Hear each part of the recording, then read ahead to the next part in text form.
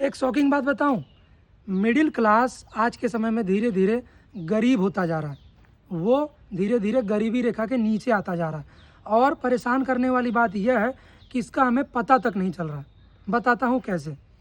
तो अगर आप सैलरी इंक्रीमेंट की तरफ देखेंगे कि आपका जो इनकम है वो कितना बढ़ रहा है, तो उसको अगर आप देखेंगे तो 9 से 10%, 10% अगर मैक्स लेके चलें, और अगर हम इन्फ्लेशन यानी महंगाई लेके चलें, तो सरकारी आंकड़ों के हिसाब से महंगाई बढ़ रही है 4 से 6%, 4% मिनिमम, 5-6 मैक्स।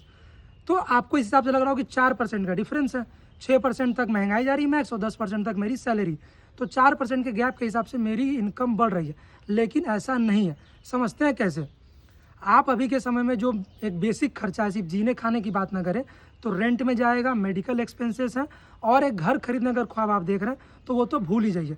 अगर आप रियल इस्टेट की तरफ जाएंगे तो घर खरीदना इतना महंगा होता जा रहा है कि सोच भी नहीं सकते। नॉन मेट्रो सिटीज़ में आप अभी भी ख्वाब देख सकते हैं, लेकिन मेट्रो सिटीज़ में इतना ऊपर जा चुका कि कोई उपाय नहीं है। स्कूल के फीस की कहने की तो कोई बात ही नहीं है।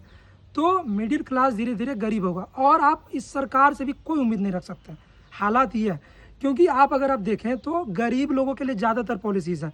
चाहे आयुष्मान भारत हो, गरीबी रेखा के नीचे उनके लिए, चाहे इंदिरा आवास हो उनके लिए, चाहे 4 किलो अनाज मिल रहा हो फ्री, किसके लिए? गरीब लोगों के लिए।